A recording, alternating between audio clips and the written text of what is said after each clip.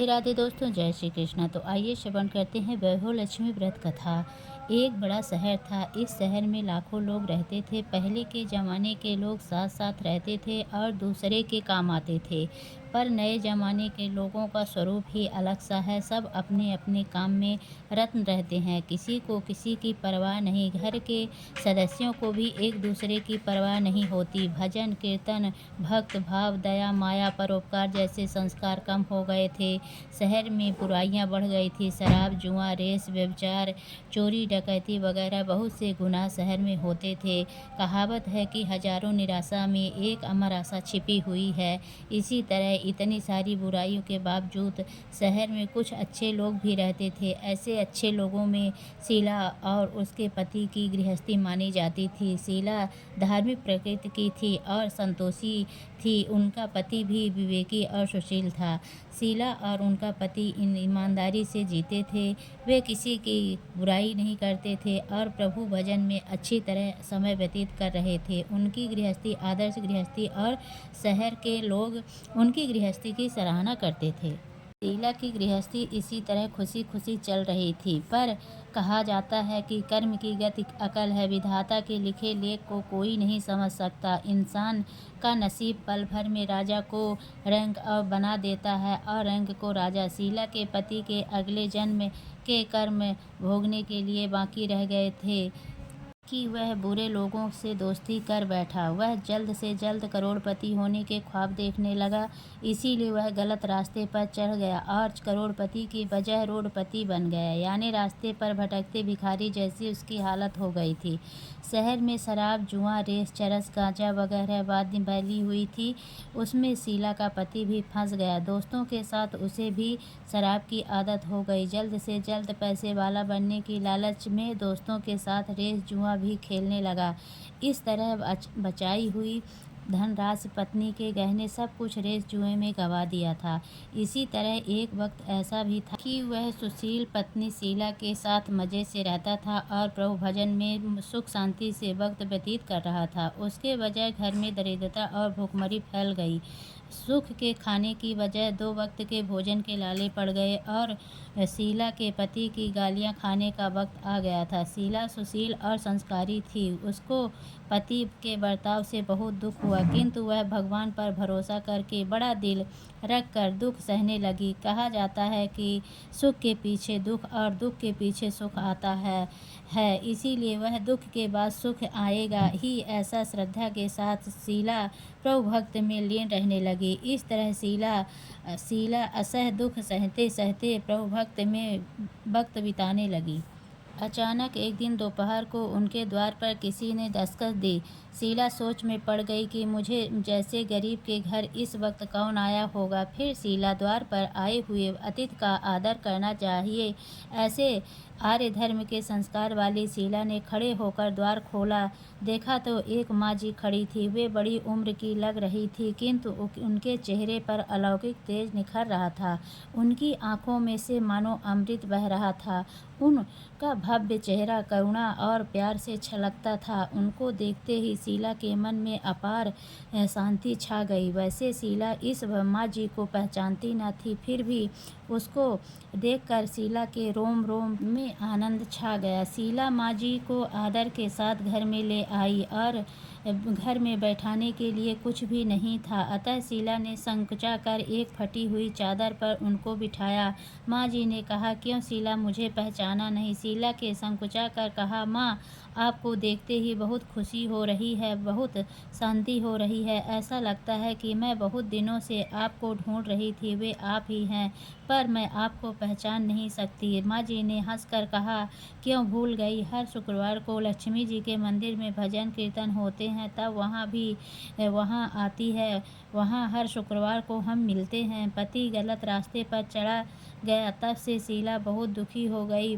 थी और दुख की मारी वह लक्ष्मी जी के मंदिर में भी नहीं जाती थी। बाहर के लोगों के साथ नज़र मिलाने में भी उसे शर्म लगती थी। उसने याददाश्त पर जोर दिया पर वह माँ जी याद ना आ रही थी। तभी माँ जी ने कहा, तू लक्ष्मी जी के मंदिर में कितने मधुर भजन गाती थी, अभी अभी तू दिखाई नहीं देती थी, इसीलिए मुझे हुआ कि तू क्यों नहीं आती है, कहीं बीमार तो नहीं हो गई ना।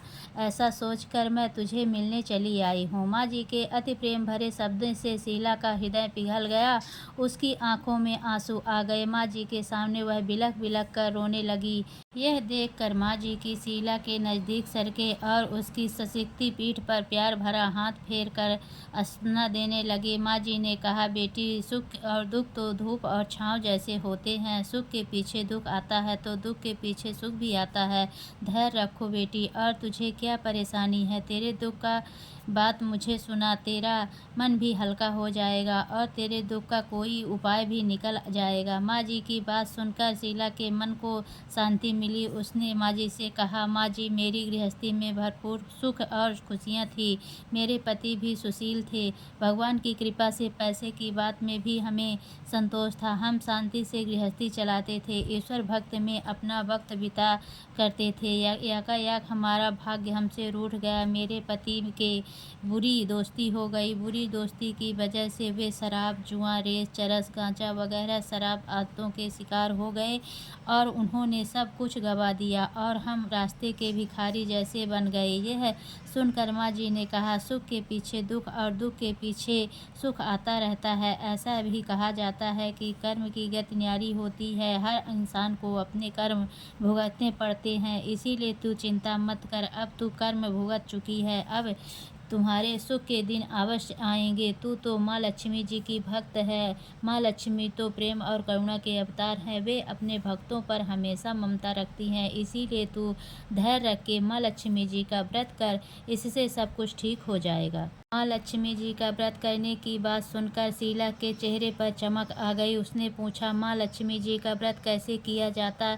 है, वह मुझे समझाइए, मैं यह व्रत अवश्य करूँगी। माँ जी ने कहा, बेटी, माँ लक्ष्मी जी का व्रत बहुत सरल है। इसे वरद लक्ष्मी या व्रत या वैभव लक्ष्मी व्रत कहा जाता है। यह व्रत करने वाले की सब मनोकामना पूर्ण होती है। यह सुख, शांति और यश प्राप्त करता है, ऐसा कहा जाता है। माँ जी वैभव लक्ष्मी व्रत की विधि कहने लगी। बेटी, वैभव लक्ष्मी व्रत वैसे तो सीधा साधा व्रत है, किंतु कई लोग यह व्रत गलत तरीके से रहते हैं, अतः उसका फल नहीं मिलता। कई लोग कहते हैं कि सोने के गहने की हल्दी कुमकुम से पूजा करो, बस व्रत हो गया, पर ऐसा नहीं है। कोई भी व्रत शास्त्रीय विधि पूर्वक करना चाहिए, तभी उसका फल मिलता है। फिर सिर्फ सोने के गहने की पूजा करने से फल मिल जाता तो सभी आज लखपति बन गए होते। सच्ची बात यह है कि सोने के गहनों का विधि विधान से पूजन करना चाहिए। व्रत की उद्यापन विधि भी शास्त्रीय विधि मुताबिक करनी चाहिए, तभी यह वैभव लक्ष्मी व्रत का फल मिलता है। यह व्रत शुक्रवार को करना चाहिए। सुबह में स्नान करके स्वच्छ कपड़े पहनो और सारा दिन मन में जय माँ लक्ष्मी का रटन करते रहो। किसी की चुगली नहीं करनी चाहिए। शाम को पूर्व दिशा में मुख रख के उसी तरह आसन पर बैठ जाएं। सामने पाटा रख कर उसके ऊपर रुमाल रखें। रुमाल पर चावल का छोटा सा ढेर करो। उस ढेर पर पानी से भरा तांबे का कलश पर एक कटोरी रखो। उस कटोरी में एक सोने का गहना रखो। सोने का ना हो तो चांदी का भी चलेगा, चांदी का ना हो तो नगद रुपया भी चलेगा। बाद में घी का दीपक जलाकर धूप चली सुलगा रखो।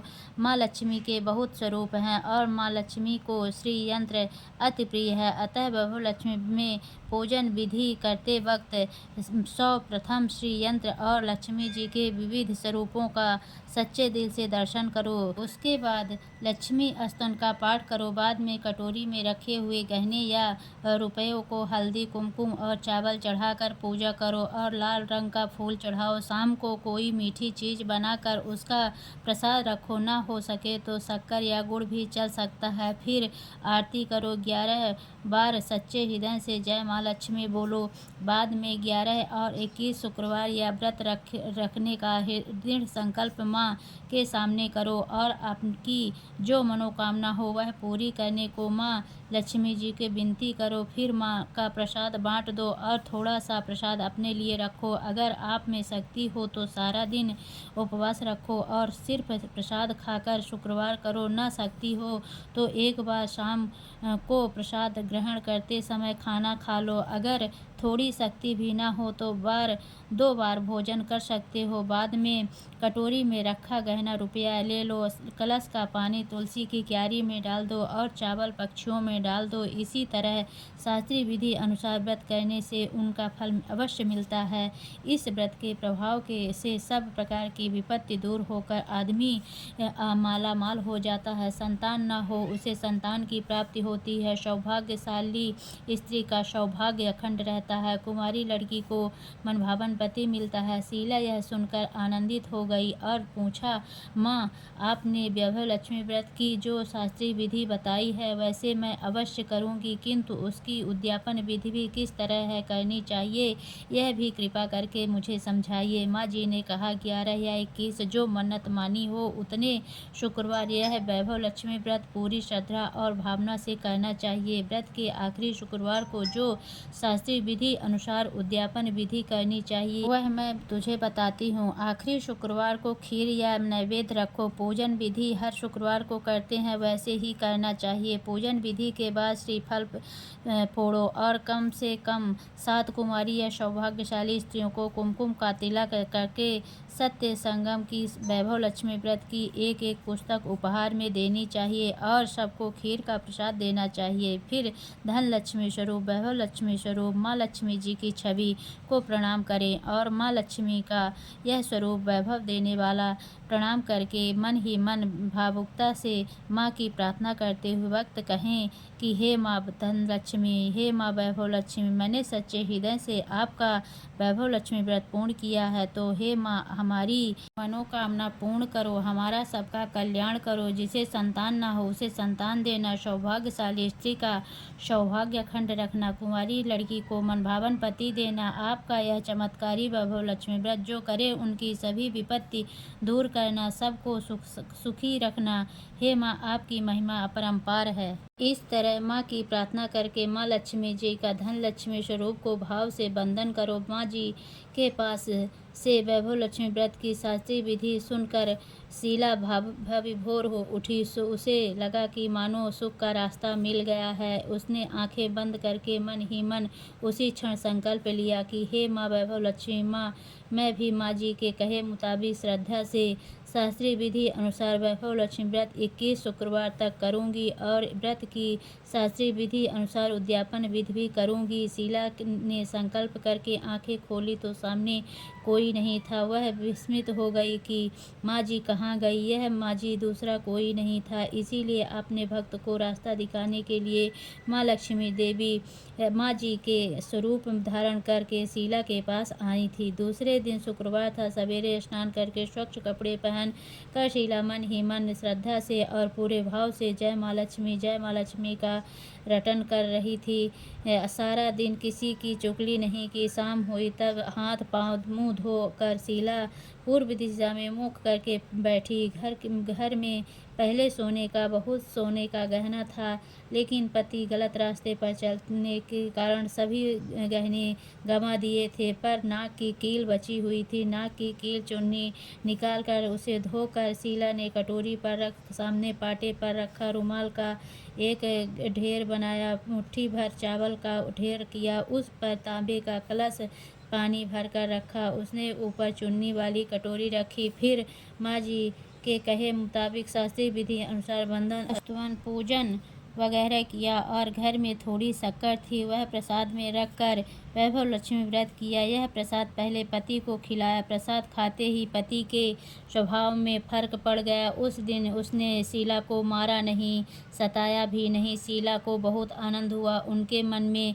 वैभव लक्ष्मी व्रत के लिए श्रद्धा और बढ़ गई। शीला ने पूर्व श्रद्धा भक्ति से 21 शुक्रवार तक वैभव लक्ष्मी व्रत किया। 21वें शुक्रवार को माँ जी के कहे मुताबिक उद्यापन विधि करके 7 स्त्रियों को वैभव लक्ष्मी व्रत की 7 पुस्तकें उपहार में दी। फिर माता जी के धन लक्ष्मी स्वरूप की छवि को वंदन करके भाव से मन ही मन प्रार्थना करने लगी, हे माँ धन लक्ष्मी, वैभव लक्ष्मी, आपका वैभव लक्ष्मी व्रत करने की मन्नत मानी थी, वह व्रत आज पूर्ण किया है। हे माँ, मेरी हर विपत्ति दूर करो, हमारा सबका कल्याण करो। जिसे संतान ना हो उसे संतान देना, सौभाग्यशाली स्त्री का सौभाग्य अखंड रखना, कुंवारी लड़की को मनभावन पति देना। आपका यह चमत्कारी वैभव लक्ष्मी व्रत करे, उनकी सब विपत्ति दूर करना, सबको सुखी करना। हे माँ, आपकी महिमा अपरंपार है। ऐसा बोलकर लक्ष्मी जी के धन स्वरूप की छवि को प्रणाम किया। इस तरह शास्त्रीय विधि पूर्वक शीला ने श्रद्धा से